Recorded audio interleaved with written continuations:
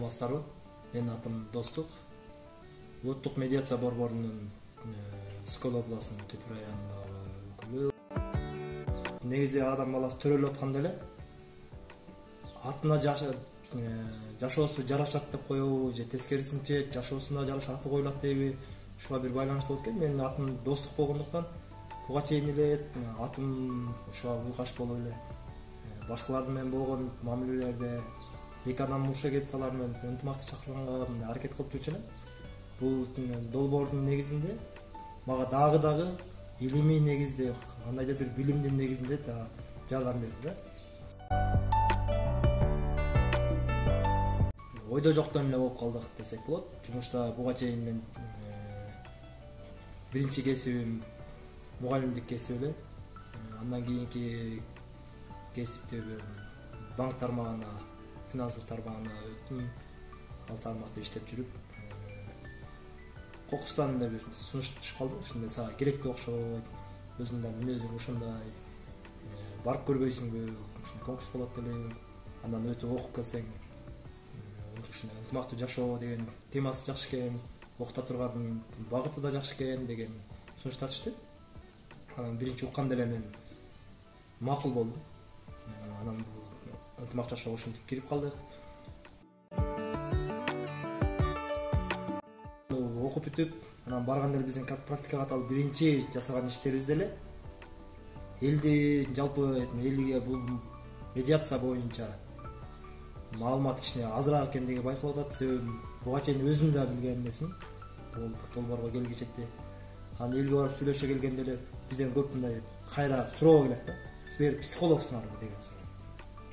Жок, биз психолог эмеспиз, биздин кызмат ушундай, биз мындай конфликтный вопростордо биз элге жардам беребиз десек, анда силер эмне юристсиңерби деген суроо келет да.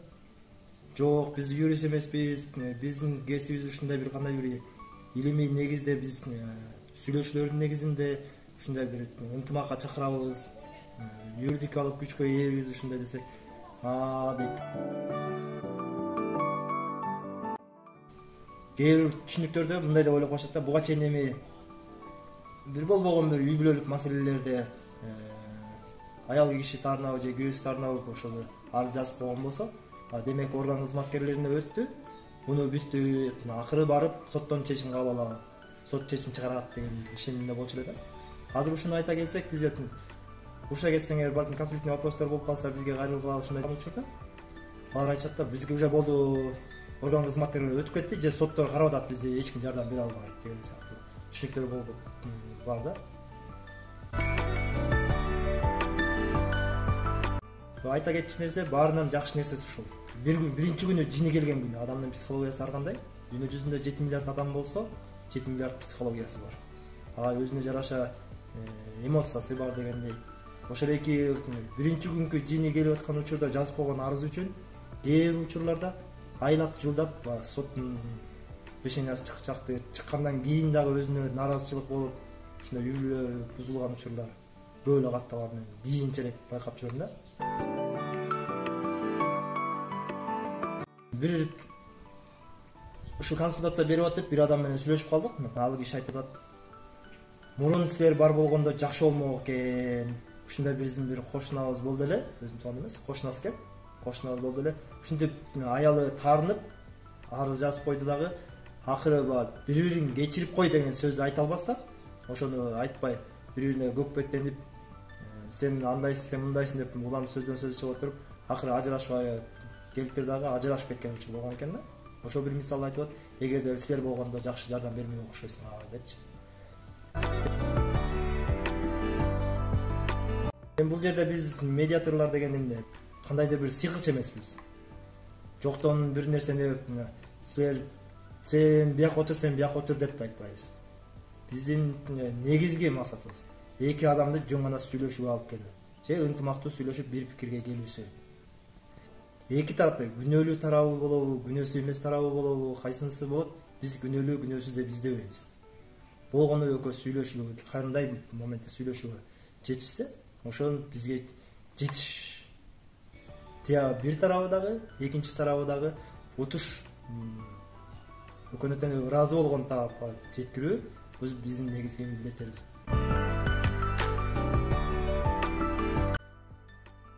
Эми биз медиация бул дайым эле 100% бизге кайрылган баары 100% биздин маселесин чечип беребиз деп ишендире албайбыз. Же өзүмдү айта албайм. Эми бул өзүлөрүнүн состояниясы жанагыда айтып кеткендей эле психологиялык абалына, эмоционалдык абалына жараша болгон. Бирок көпчүлүгү биздин жардамыбызга кайрылып келгендердин, учурда мага келгендердин 80-90% жардам бердик.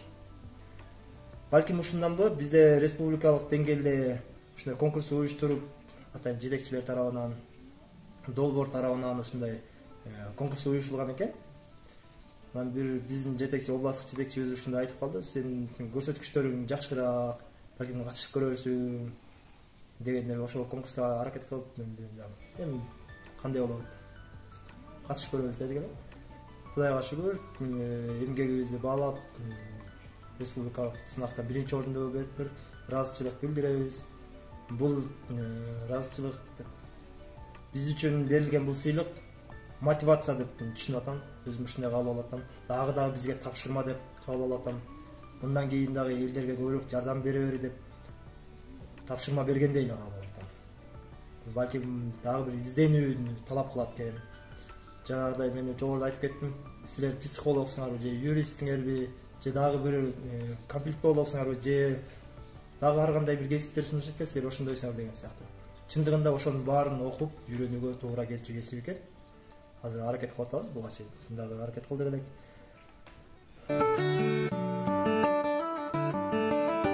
Биринчи алгачкы жолу бул кесипке ээ болуп, окуп, үй бардык, үй бүлөлөрүнүн мага болгон мамилеси мурункудай сезилип атты, бирок эмнегедир өзгөрүүлөрдү өзүм байкап аттым да.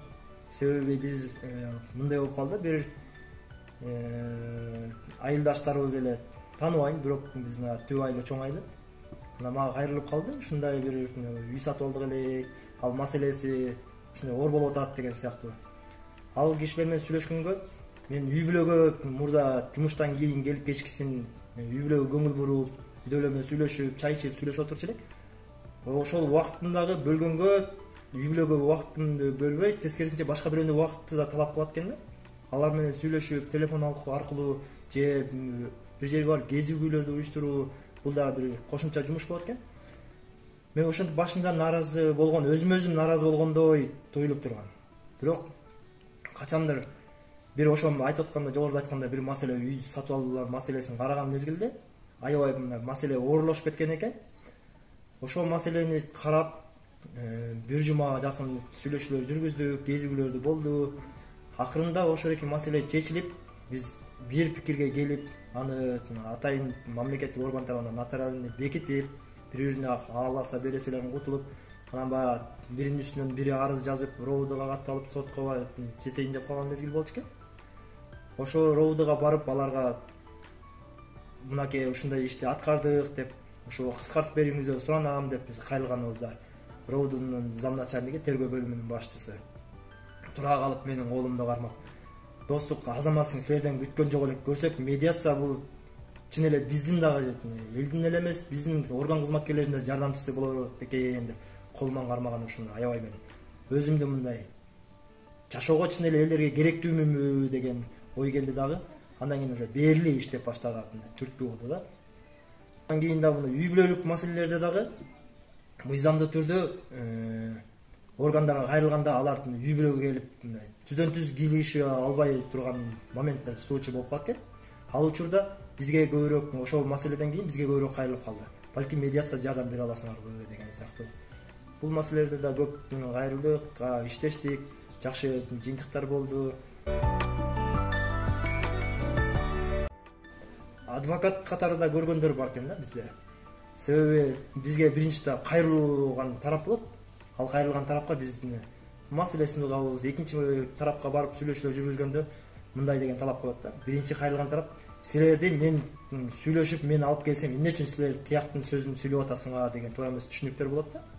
Аны эми башында биз түшүндүрүүгө аракет кылып атабыз. Медиация бул бир тараптын адвокаты эмес. Бул адвокаттык кесип эмес, бул медиация. Медиация биздин принциптерибиз бар, 4 принциптин негизинде.